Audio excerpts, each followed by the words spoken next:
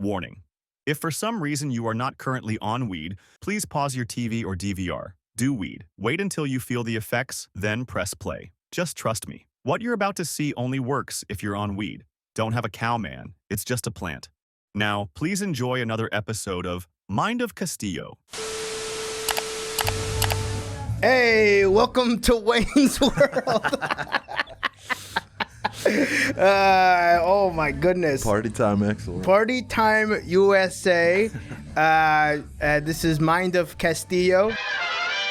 That's what I named it. Oh, Isn't that that's fun? great. Yeah. That's fun. I'm here with my very good old friend Dan Licata. What's up? Is here. Now, Dan, you have. I gotta say, if I could be a little serious, Dan, I'm so proud of you. You've had an incredible couple of months. Thanks, Dave. With your special Just for the Boys. For the boys. Close. It's like we I don't like watching other people's comedy, so You're like my dad, where he gets the title of it like 90% right. Oh yeah? Actually, before I congratulate you, can I ask you a favor? Sure. Could you tell America the movie theater story with you and your dad? Oh, yes. Can you please? Because it's one of my favorite movie theater moment stories ever. And when I've told people, they are like, there's no way that actually happened. It was pretty good. So my dad came to visit New York, and it started raining, so we ducked into a movie theater.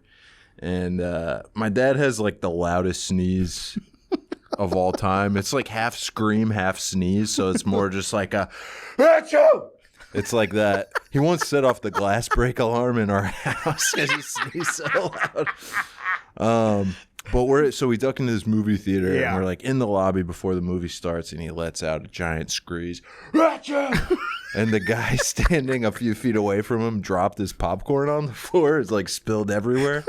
And then I looked closer, and I realized that it was none other than Bo Burnham. So my dad pointed. He was like, "Hey, guy dropped his popcorn." I was like, "Yeah, that guy actually has some pretty poignant things to say about mental health in this country, actually." So, and you went and made him drop his damn $8 popcorn. I just imagine he like jumped up it went up in the air or something. Yeah, it was very comical and just like went everywhere, like barely salvageable. I would say he spilled like 80% of it. You remember what movie it was? Yeah, it was They Came Together, the David Wayne movie. You look like you've had a bad day. Tell me about it. Well, you came in here looking like crap and you haven't said very much. You didn't say that again. Oh, yeah. I like that movie. Great movie. Underrated.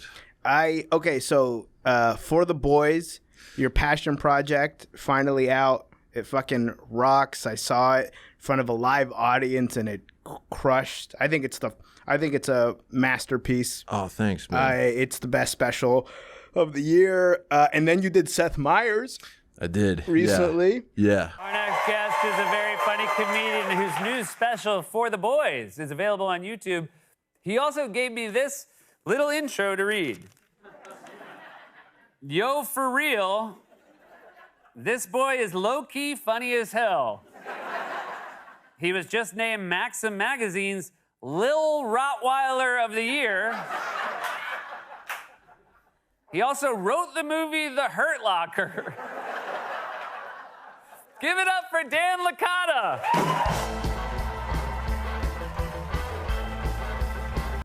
Was that your stand-up TV debut? It was. Yeah. Wow. Never done it on TV. Special come out, then does Seth Meyers, and I want to do something special because this has been I wanted to celebrate your successes.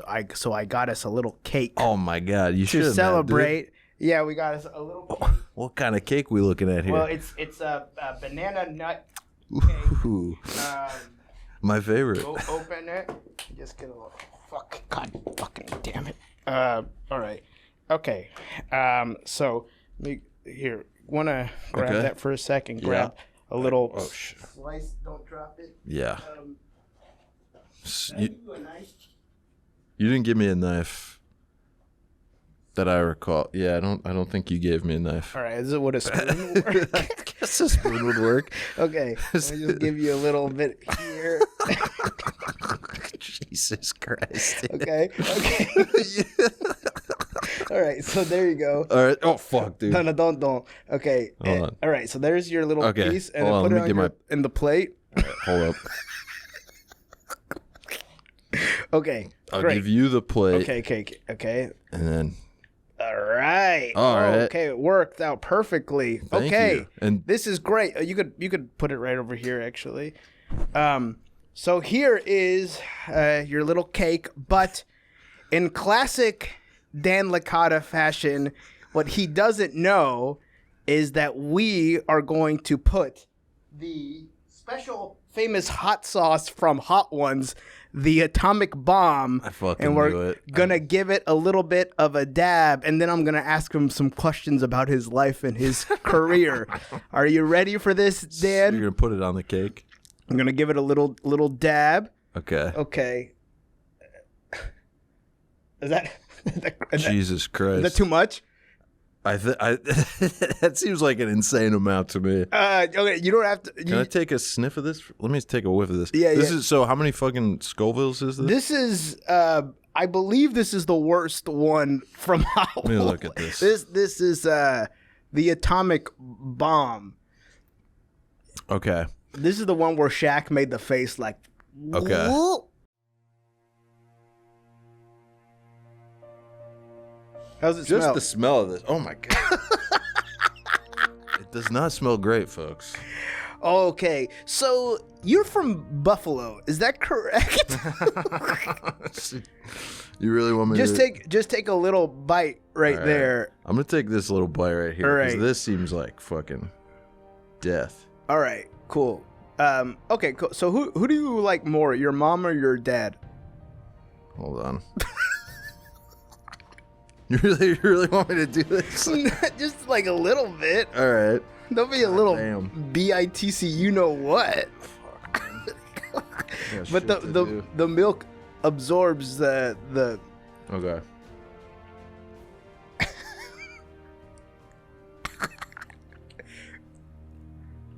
What do you? Was it good?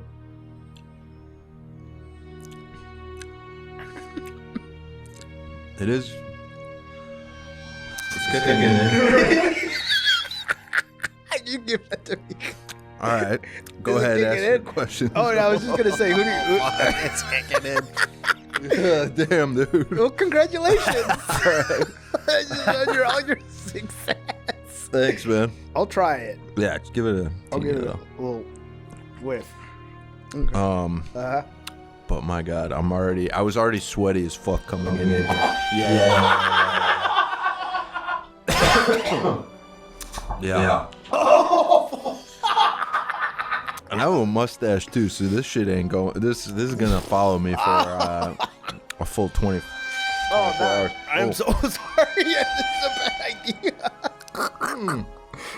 This should have been the closer. It's all right.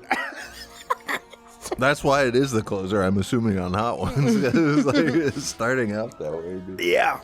Did I like ruin your day? Ah, no, it's all right. I'm from Buffalo. I can handle some heat. That's where buffalo wings are from. I don't know. Is that not a well-known fact that buffalo wings are from Buffalo? Because I've told people that sometimes, and they've looked at me like I had 3 fucking dicks. Like, huh? Yes, buffalo wings are from Buffalo. That's why they call them that. They're from I thought that was a commonly known fact. because they're made from buffalo, but people associate buffalo like associated with the animal, Yeah. but not the city.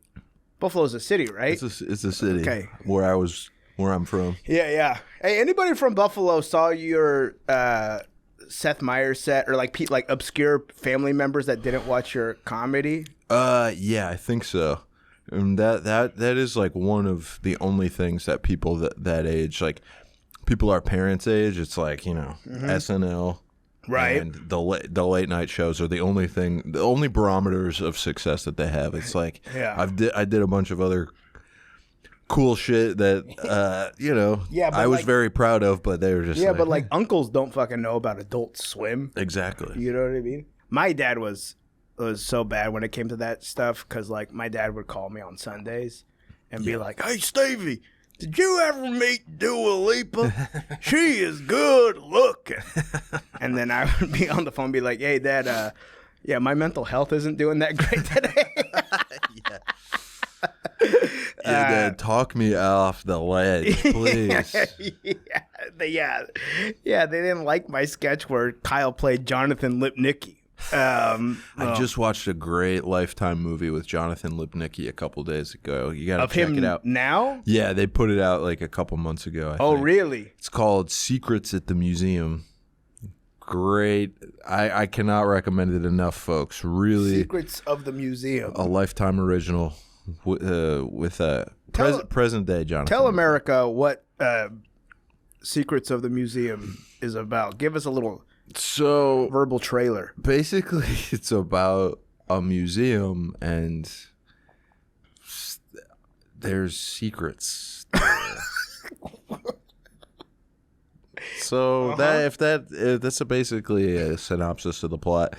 No, it's like it's hard to explain. You know, there's a lot of mysterious deaths, and then you know also some painting forgeries going on, and so a lot of like crimes being committed. Speaking of that, you know what my least favorite Ben Stiller movie is? What's that? Night at the Holocaust Museum. All right. Right, I'm not going to use that. Now that should be a sketch. Don't worry about it. Oh my god. But hey, I think we actually have a clip of your special that we're going to show. Okay. Here we go. Let's show a clip.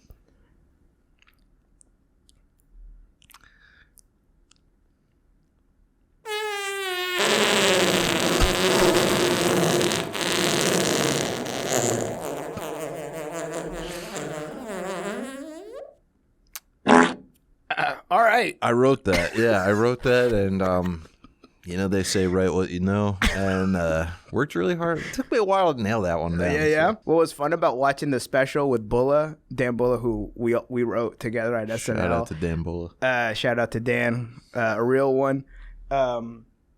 It was fun to see things that we wrote together repackaged into your jokes. Yes. Yes, and with that, it got me kind of like I did this is a little surprise for you. I hope this isn't embarrassing. Okay. But I did a bit of a deep dive, and I read all of our old sketches. Okay. That we wrote together. Wow. And I did a David Letterman top 10 best Dan Licata jokes from SNL. Okay. Would you feel comfortable if I read them? Let's see if Steven is trying to pull another fast one on me and just says a bunch of racist street jokes right now. No. This is These are real? racist street jokes. No. These are good. Okay, this is number 10. All right. Okay. This actually made it to air. This is the Ratatouille sketch. Okay. Where 80 plays Bugatouille. Mm-hmm. So she is a bug within the rat's head. Yes. And then the line that you wrote is, Hey, I'm Bugatouille. Do you know where a veteran can get a massage around here? I don't remember You don't writing remember that that? at all. I Eternal Sunshined a lot of those basically the whole time I was there, so these are going to sound like brand new to me. you're going to love this one. Okay. This is from The Town Fool. Oh, yes. Do you remember The Town Fool? I do. So it's a normal dinner, and then they hear a knock on the door, and then one of them says, "Who invited the town fool?" How you gonna remember that? No, Well, you I don't really did remember Eternal that. Sunshine. I But just then- remember after that, it's like we did that classic like SNL thing where the character gets his own like theme song and it He's goes, the town fool. He's the town fool. Yeah. But there's a moment in it where somebody asks the town fool, like, why did he become the town fool? And then he's like, well, it's kind of a funny story. And then the Les Mis music plays, and then he says, I had butted a moving car. And then that's the whole song. I remember he says like, yeah, it's easier if I sing it. And then he does that. And then that's it. And the music cuts out. I remember that was like, we included that because we got some email that was just like, hey guys, so we can't get the rights to a lot of these musicals that you guys want us to like get the rights to. And you and I are like not really up on a lot of musicals, so we were just like we just crammed that in. Oh yeah. No, it was. I mean, a lot of this was. I'm not gonna lie, trolling. Yes, I would say that. A lot of the sketches we wrote were truly just for us. Yeah, but I mean, it's probably still some of the hardest laughs of my career for sure. Definitely. This is one. This is number 8. Okay. And this is an update character. Do you remember the Chola with Ebola? I do indeed. Okay, this is one where she says, started feeling kind of tired. I thought it was because the night before I had 9 Tecates, 5 shots of Patron, an Advil PM margarita, and a whole bag of Flaming Hot Cheetos. Next thing I know, I started leaking everywhere, leaking from my ears, even my eyes, even from my muffler. I should take my ass to Pepe, boys. Like, my body is an oil change shoe. I love how, like, technically you can get away with a racist character if the cast member performing the character is of that race. Mm-hmm. So it's like, it's a nice little cheat code. Yeah. Luckily for you, I'm a Mexican daywalker, so I could do that. Yeah. This is you're not going to remember this, and this is maybe just for us, but do you remember Dumb People Zoo? Vaguely. Yeah, it was a zoo, but it was a zoo that showcased dumb people. Okay, yeah. And then one of the lines is doesn't make any sense. It's you gotta be careful. Sometimes they try to flex they nuts. It's so simple, but oh wait, and who? I believe Daniel Craig delivered that, which makes it funnier because he said it with a British accent because he British. So because he hella British for sure. Sometimes they try to flex their nuts. Yeah, I remember that. You gotta deliver it like him. I don't know what this one's from. By the way, the only one that I don't have is I don't have Sebastian Maniscalco because I couldn't find that. Oh yeah, I have anywhere. I have it somewhere. That one is an all-time classic. This one is. It was the premise. Was Sebastian. Tell the world who Sebastian Maniscalco is. Sebastian Maniscalco, Italian-American comedian, basically the best to ever do it. But he hosted the VMAs one year. Babe, you're not going to believe this. They asked me to host the 2019 VMAs. Could you believe it? Do they know you know nothing about music? And it was like kind of the worst possible fit. It was him performing to a bunch of Gen Z 19-year-olds that like did not get his references, and a lot of it was just like, yeah, the rappers have so much beef. The seating chart was tougher to arrange than my Uncle Luigi's 5th wedding. And it's just like we cut to a bunch of teenagers like, what? So I wrote a sketch where he hosted like the BAFTA Awards or something. And, that was which actually stood for the best at filling Tupperware Awards. Because Italian moms love their Tupperware. This one, I have no idea what this one's for. This is number 6. And it's Beck struggles with a self-checkout machine at Target. And he says, what the hell? Next thing you know, you're going to have to go to the restaurant and they're going to say, actually, you cook the food. This is some bull crap. Next thing you know, you go to the movies and they say, hey, you make your own movie. I don't know how to make a movie. I mean, I do have some good ideas, though. That's good. That's actually... Feel free to just use these. That is true, though. The self-checkout. Also, post-COVID, have you noticed, not to sound like a fucking boomer here, they don't bag the groceries for you anymore at most grocery stores.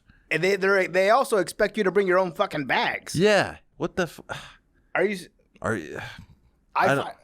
You know what? I'm not gonna go there. Yeah, okay? let's I mean, look, these people, essential workers, they're the front line. They got us through some tough times during COVID, but COVID's over, folks. Time to start bagging groceries again. And yes, we want them plastic bags. So I could put it over my head while I beat off. You know what I'm saying?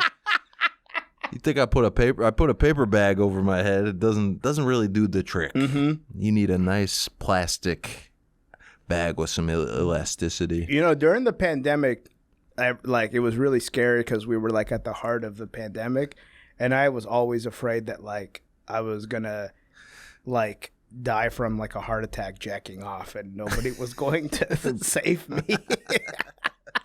Well, yeah, I mean, I think doing mouth to mouth during COVID would have. Oh shit! I'm so sorry. Oh, it's okay. Everything good? Joe Biden just died. Oh my God! He got shot in the head. Point blank. I guess the Secret Service guy was a Puerto Rican double agent, and he's dead. They fucking shot him. God damn. All right, I didn't do that right. No. Anyway. No, hey, what were you going to say? You brought up COVID. I was just going to say, can you share your celebrity sighting in Central Park during COVID? Oh, yeah.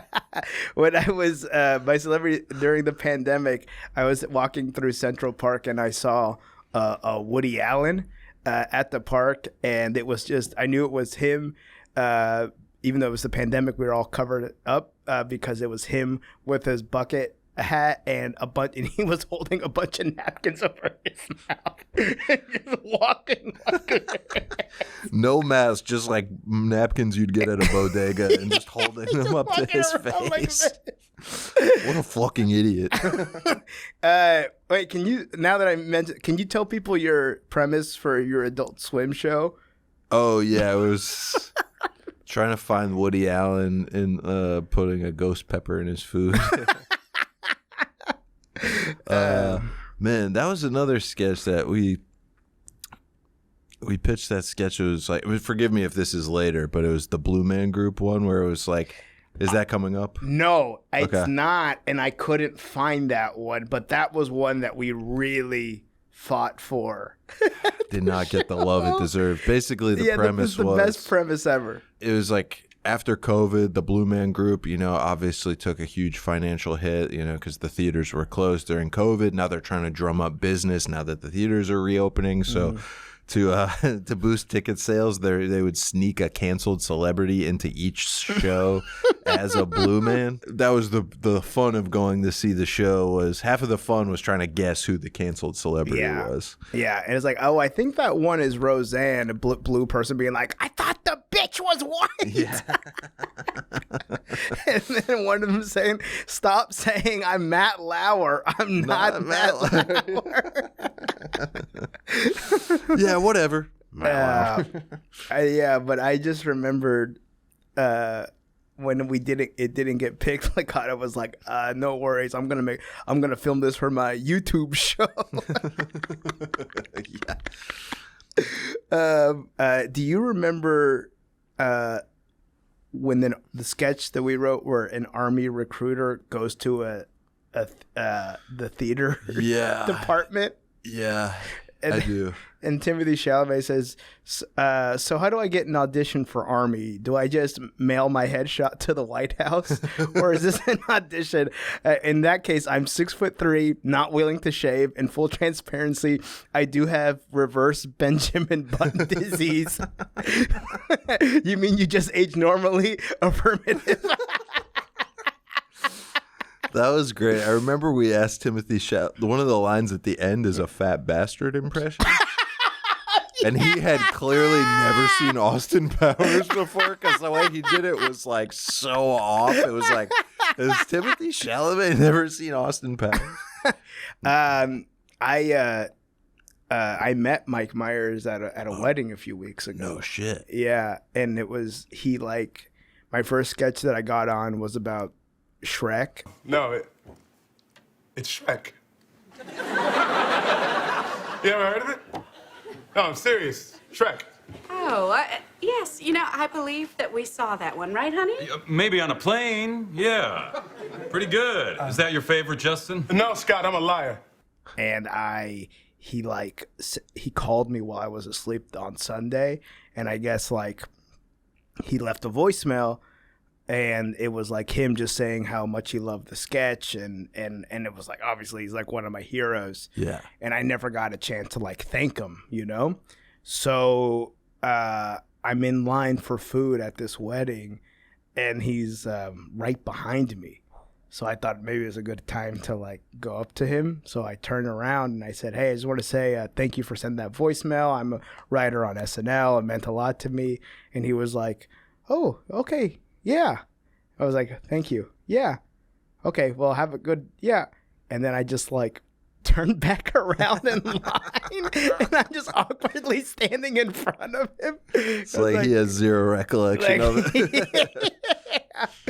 Do you have any insane interactions at the show with celebrities? I have one that I'm pretty embarrassed about. I mean, I just remember making J-Lo uncomfortable in the pitch meeting. Can we please, how much of this pitch this is an all-timer, great, most memorable moment of my life was on Mondays we have to pitch sketches in front of everyone that works at the show, everyone basically. that works there, including the host. And Licata started doing this thing where his pitches were like 2 minutes long. When there's supposed to be one line. Yeah, it's supposed to be. But the one with J-Lo, I don't remember what the pitch was. I remember a few things, but how much of it do you remember what you said to her? It started off like you're cooking a pot of chili, and then there's doorbell rings, and there's Siamese twins standing there, and then I was just like, I don't know if that's what you're supposed to call them these days because of woke. And then she helps them move in or something, and then it's this long, convoluted story, but basically the way it ends. Go ahead. Can I add something? There was something about a skateboarding trick and mentioning Ivanka Trump's pussy. Yes. I just remember Trump. Yeah, and then I was like, then you do a Trump. Yeah, I was like, then you do a Trump impression, and you're just like, my daughter, she's got the tightest pussy. And the way it ended, I don't remember. It's like a bunch of crazy shit happens, and then the way it ended was, then Salt Bae salted my ass. Now my dookie look like a pretzel. And I just kind of paused for 4 seconds, and then Lorne Michaels, of course, was just like, Dan, thank you for that. And I was just like, he usually never comments on anything, and the fact that he commented on it, everyone was like, ooh, you're in trouble. Somebody got in trouble. Do you remember what J-Lo's reaction was? Well, at first she started off and she was smiling, and then throughout she just kind of and and was starting to turn around and look at Warren what's happening right now?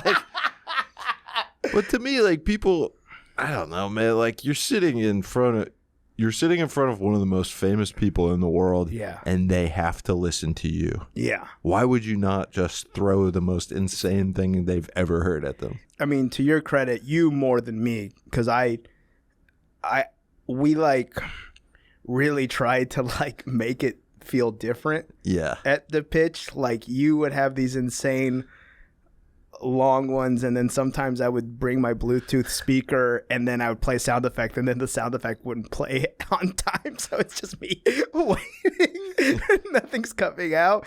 But I think people really appreciated that Yeah. And it was like, why not? Like, it's because it would make, like, again, that makes a really fun story that you said that shit, you know?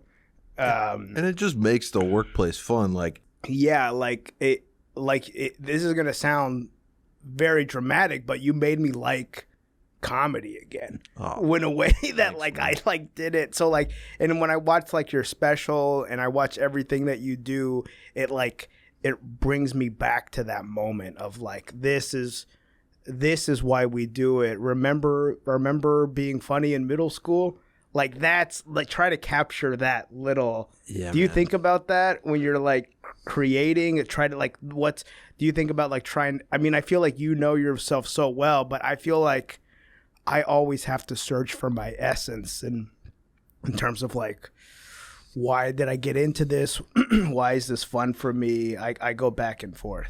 Yeah, I mean, like, a place like that will kind of kill the love a little bit. Right. But yeah, man, I think just like revisiting that shit that made you laugh back when you were 13, 14, 15, it's just like, oh yeah, that's why I got into this. Yes.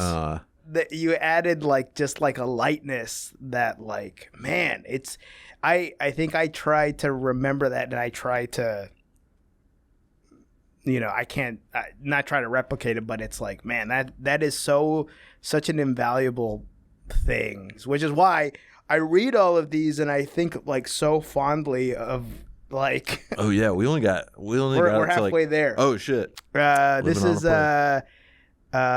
one is going to, you're probably going to remember some of this from the special. Okay.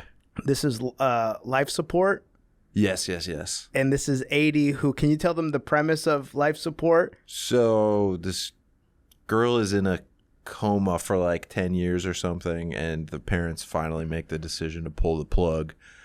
But then they plug so they pull the plug, and then the janitor accidentally plugs her back in, and it kind of reboots her like a computer, and she shoots awake, and it's just like, yo, I went to hell. And it's just telling her parents about how she went to hell, but the parents are also like furious at the doctors for not like thinking to plug her back in. Yeah. So here's what 80 says. She says to them, and she's also dressed like Rob Dyrdek or something. Like, she has like a backwards hat. A DC hat. Yeah. She said, listen, fam, I've seen hell, and compared to life with YouTube Pop-Tarts, it was like a trip to GameStop. And you got like 20 games to trade in, and none of the discs have scratches. So you know you're leaving with a brand new game with the graphics that are better than hell. Literally. Maybe I'll write a book about my real death experience, and Carson can call me over on the couch on TRL. That'll be rich. Cut to a graphic of a book cover of 80 standing next to a CGI devil who wears a fedora titled "Hell is no friggin' joke."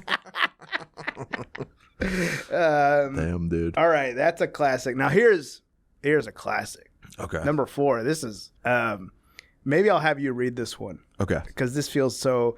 This is Insult Comic. Oh yeah, with RuPaul. Insult Comic with RuPaul, which went to dress. It got cut for reasons unknown, and now this is the VO. We did a VO at the end. Yeah. Freeze frame. Freeze frame. Yeah. So basically, yeah, the premise is it's like a dinner group of people hanging out. Yeah. And they're like, hey, when's your new boo thing showing up? They're like, oh, yeah, he's coming from a show. He's a little late. They're like, oh, yeah, well, he's an insult comic, right? And they're like, yeah. So then he shows up, starts roasting everyone, and takes it a little too far with one of them. Keenan has the hair that looks like The Weeknd. And you remember what he says to him? I've heard of The Weeknd, but your ass is looking like The Week. Yeah. Yeah. And then Hot Girl with a Cane. Hot Girl with a Cane. Because one of them had a cane for some reason. Yeah. The opening description is just like, I remember Lauren reading that at the table reading. It was just insane. It was just like, Heidi has a cane. Keenan has a haircut that looks like The Weeknd. 80 is a grandma asleep in the corner. It's just like, what? Yeah. Thrown in crazy. Okay, but this is it's a freeze frame they all beat up Beck at the end for being mean to the insult comic, and it starts here at 4. After tearing Ken limb from limb, the party guests were all sentenced to life in prison, except for Razzle Dazzle, the insult comic, who endeared himself to the jury by referring to the judge as Puerto Rican Urkel. Check out his new special, Hot Girl with a Cane, directed by Dinesh D'Souza, now streaming on Amazon Prime. As Vitamin C, the song, the graduation song is playing in the background. Yeah. All right, number 3. We're getting close to the end here.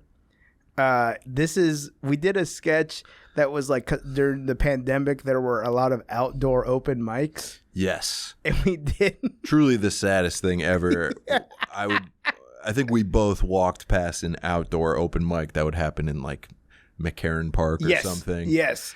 Ooh, so yeah, bleak. yeah, no, it was brutal. But we had a thing where Keenan is a comic, and he says, you know, the thing I love about these outdoor shows is I can finally smoke while performing.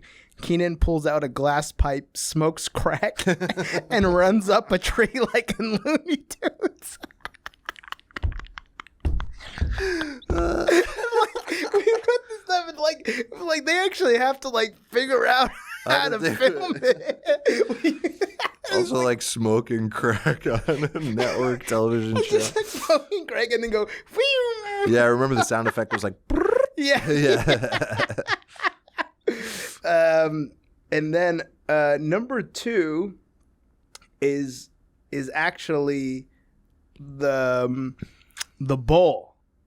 Yes. The bowl. So was it, tell America what the bowl was about. So that was when Elon Musk was hosting. Also went to dress. Yep. Shockingly. Yep. It's a family gathering, and this family has a weird tradition where every year on Mother's Day, all the aunts put their car keys in a bowl, and the kids have to fish out a pair of car keys, and whoever you get, that's your mom for the year. Yeah, right. And so then the moms moms introduce themselves. And, well, the aunts introduce themselves, and then Kate says, I'm Aunt Gummy. I have 20 pit bulls, all named Julian Assange, what makes it very difficult to discipline them. I lost my sense of smell after getting choke slammed on the Impractical Jokers cruise. Turns out those jokers get real serious if you chuck their chain wallet into the ocean. And the best part is Mikey saying, okay, babe, when it comes to normal families, this ain't it, Chief. Yeah. Also, his last line in it, isn't it something like, if you thought this was a normal family gathering, you might be a redneck. You know, this is starting to feel a teensy bit weird sauce. And then, excuse me? And then Cecily says, I'm Aunt Turkey. I sell seashells by the seashore. And by seashells, I mean crack. And by seashore, I mean in front of Quiznos. I'm an escaped convict serving a life sentence for giving Chris Christie a wet willy. And by wet willy, I mean I put a small bomb in his house. I put a small bomb in his. I love the detail of small bomb. Like it makes a difference. Oh my god. Oh yeah, that's street. That's street. You know, wet willy is street slang for small bomb in a house. We all know. Real ones know. Real ones. Now, number 1. Can you guess what number 1 is? Number 1.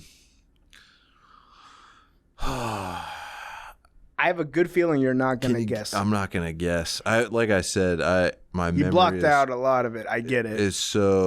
My memory is so fragmented. I forgot about this one, and I was like, so I have a controversial opinion. Okay. I think the movie Hardcore is better than Taxi Driver. Interesting. Okay. George C. Scott, that one? Yeah. Because it's both Paul Schrader films. Yes. Okay. And I watch Hardcore, and I'm like, I'm kind of digging Hardcore more. Like, I don't know why Hardcore is not in the same conversation. I think I know which sketch you're talking about now. Okay, you guess. Is this the Scorsese one? Yeah. That was actually a really. I was shocked that one didn't get picked. I'm not going to tell you guys the premise of the sketch. I'm just going to read the first page, and I'll have you read Jason Bateman. Okay. So I'll just pass you my phone. Sure. Okay. It begins with a VO. It says, warning. If for some... warning. If for some reason you are not currently on weed, please pause your TV or DVR. Do weed. And until you feel the effects, then press play. Just trust me, what you are about to see only works if you are on weed. Don't have a cow, man. It's just a plan. Cut to exterior yacht day. Beck, Ego, and Bowen are Netflix executives sitting on a yacht. Bowen says, and I tell people all the time, I swear I'm not flipping you off. I just have one finger on each hand. Bowen holds up his hands, and they each only have one finger. And then Beck says, oh, that makes sense. Oh, by the way, did you hear what happened? Ego says, no, what? Beck says, Martin Scorsese's been shot in the head. They're like, what? Oh my God. Yeah, but good news. He's okay. Well, I should say he survived. Oh, thank God. And get this. He's here now to pitch his new movie. Oh, Marty. Jason waddles over Martin Scorsese with a giant Band-Aid on his head. And then he just says that last line there. Hey, name's Marty. Yeah. I got shot in the head. Life imitates art. What are you going to do? His impression was pretty fucking good, too. It was really really good. A Scorsese impression at Jason Bateman, and it was like really solid, and then they didn't fucking pick it. They didn't pick it. I know. And there was also, I think he was pitching Baby Goodfellas. Yes. And then, or something to that effect. We added a VO. We added another VO where it'd be like, if you are, reminder to please be on weed. And when this sketch goes online, don't be shy with that retweet button, my brother. I love that shit. Just like reminding people that you're watching SNL. Oh, when you were talking celebrity stories, you know my worst one at SNL? What's that? Was meeting Mark Ronson. At an after party. Okay. I don't know if I told you this, but No. I got really drunk at an after party and I met him and I told him that no pressure or anything, but I wrote Uptown Funk 2.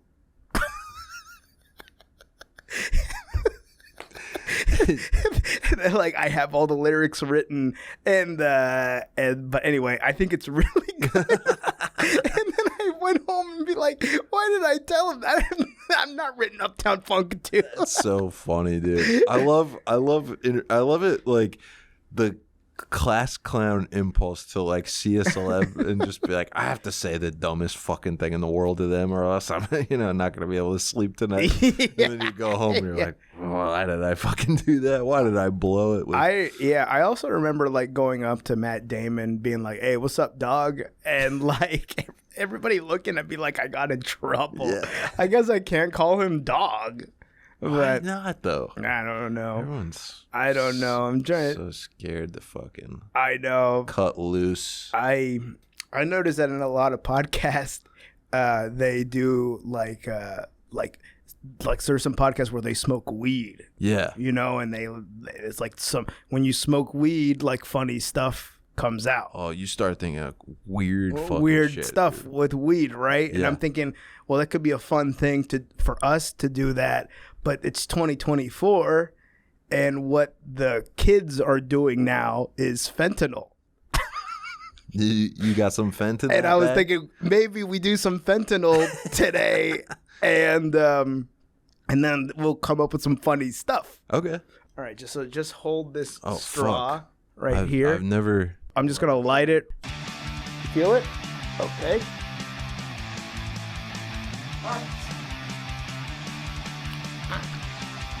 All right. Let the funny stuff begin.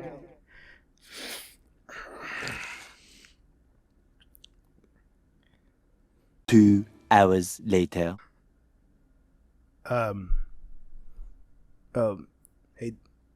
Hey, Dan. Hey. Hey, buddy. You okay?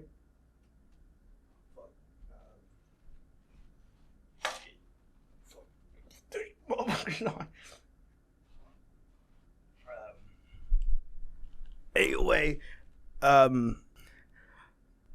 so you got any funny stories about? What's that? Oh, the cops are here? Okay. All right. Sorry.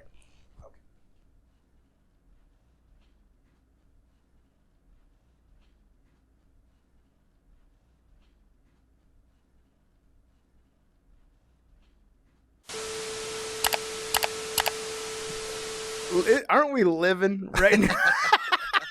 Hey, that is funny. That's what fentanyl will do to you. Yeah. All right. So we're going to now do the part of the show where we pitch sketches to each other. Yeah. Okay. Okay. So here's one that I came up with here. Let me just pull up the. Okay. It's a guy. You play a guy who's really bad at coming up with movie porn parodies. Okay. So he says, "What about something like Despicable Me because I fucked a 17-year-old in front of her parents." That's good. That is that's something. All right, your turn. What if it's a guy that goes to Europe for the first time and he's never seen a bidet before, and he's like, "What is this?" And people are like, "Oh yeah, you could like spray your asshole, gets like some of the shit off of there," and he's like, "Okay," so he doesn't know how to use it, so he like lubes the thing up and like jams it so far up his ass, and then he presses the button and water comes out of his ears, and he's just like, "Hey, I don't know if my asshole's any cleaner, but I can hear perfectly now." And then he goes back to, then they explain, no, this is how you use it. And he goes, oh, that makes sense. And he comes back to the U.S. and it's like they don't really have bidets here in the U.S. and like normal toilets. So then he has to get one of his homies to piss in his ass for him. And he's just screaming at his homie, piss harder, piss harder.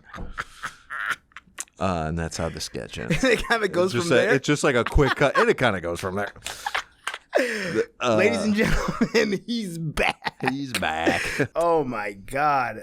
You have all the beats in it and everything. Yeah. It all.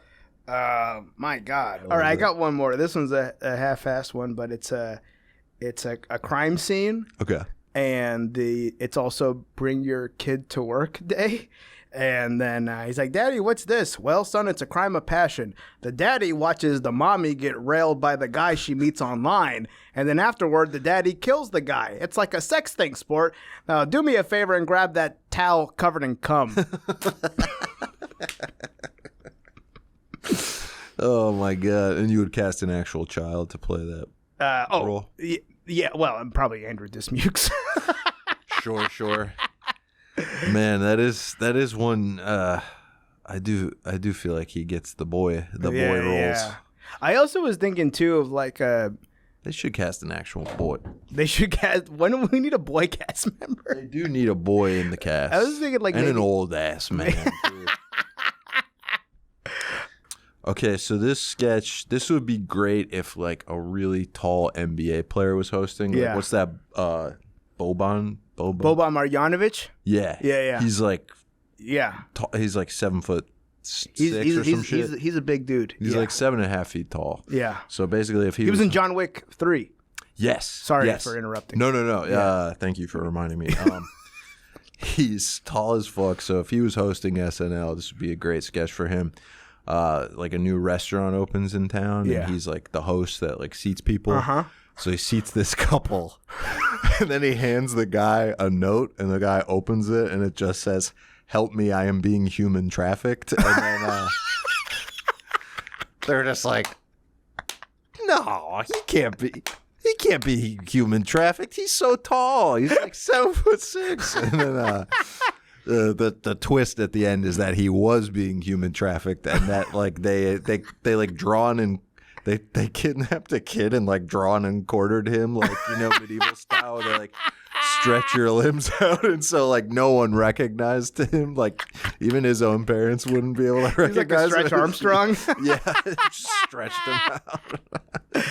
So he's not only being human trafficked, he's being like tortured. Yeah. In a body horror type way. Oh, I love that. So it's actually a sad sketch because the ending is kind of dark and sad, but that's artistic. That's our style. That's our dude. shit. That's our shit. That actually reminds me of a true story. Oh God. Will Steven showed me this thing, and it was at apparently some guy went through TSA, and the person that worked at TSA, once he was done going through the metal detectors, gave him a little note on a piece of paper, and then he opened the note and it said, "You ugly."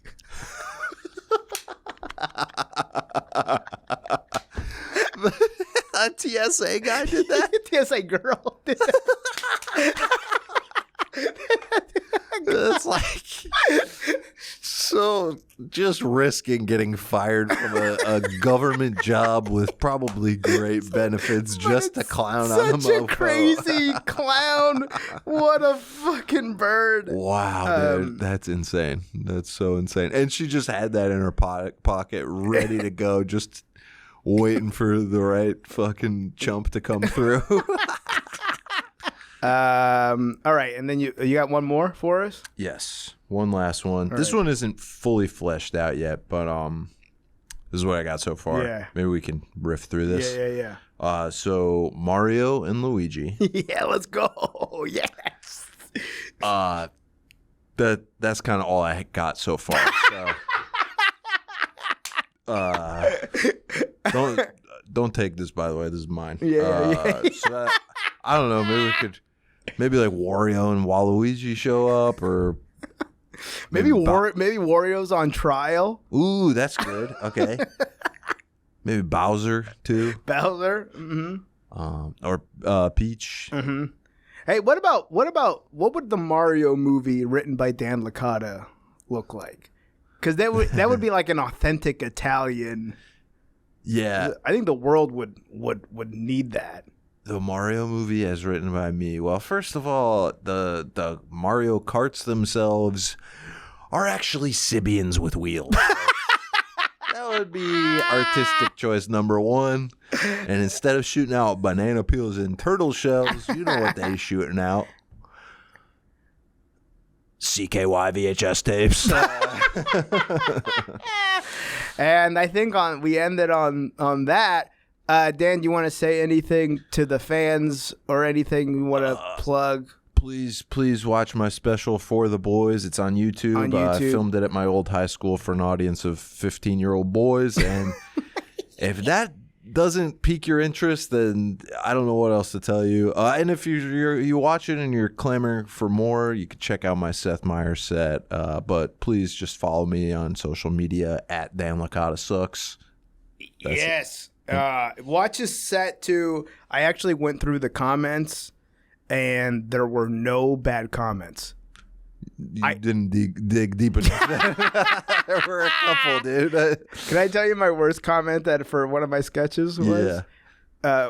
My favorite comment ever was terrible. This is what happens when women write comedy.